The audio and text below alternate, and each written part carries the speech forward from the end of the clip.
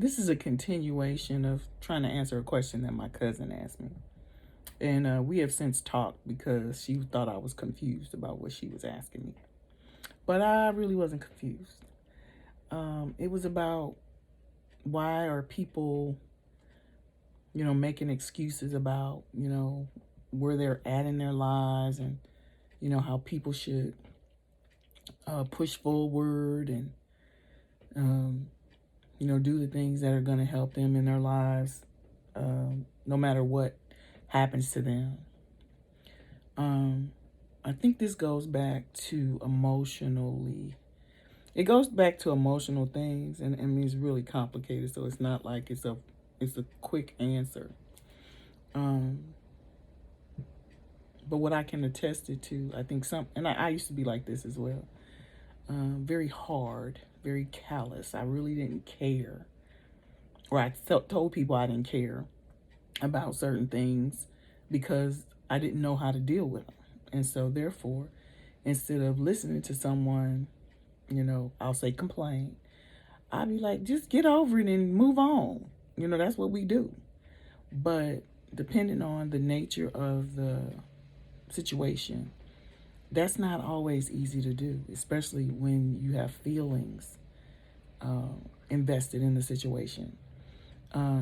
Everything is a choice. Everything is a choice. So if I don't feel like dealing with someone who may be considered negative or complaining all the time, that's a choice. If I care about that person, if I want to help that person, then I'm going to sit there and listen as a friend, as a person who cares about them. And I'm going to try to assist them because we are relational people. I had a lot of trauma in my life, and a lot of people necessarily didn't, but I heard something the other day. You don't have to have big traumas. Something can happen that's really big and can really be significant in terms of trauma, or you can have a million little cuts, but it's still going to bleed. And there's a difference between one cut and one little cut and a million little cuts. And so that does something to a person. Because again, we are a 3-part being: physical, emotional, and spiritual. And we have to take care of all of those. And so sometimes things get neglected because our parents didn't know what they didn't know. And I definitely, that's another video for another day. Don't condone, oh, she did the best she could. I don't condone that. She did the best she could, but it wasn't enough. He did the best he could, but it wasn't enough. It wasn't what I needed as a person. And we all have needs. Some people's needs we all have basic needs like food, water, shelter, things like that. And we all have other human needs. I'm going to actually link a PDF to the bottom of this video so people can look at it. It's not my work, so I'm not taking credit for it, but it's something I ran across just to consider about what needs did not get met for me as a child. And so when I looked at that sheet, there were a lot of needs that didn't get met. And so when we don't get some of our needs met, that makes us feel a certain kind of way, which then goes into our thought processes, which then goes into our beliefs.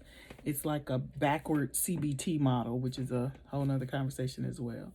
So we believe things which go into our thoughts, which go into our feelings and behaviors. And so it works the other way as well. If my needs are not met, I'm going to react and feel a certain way. And that may make me be less sympathetic or empathetic to other people just because of what I went through. Doesn't mean it's right. It just means that's kind of what we do.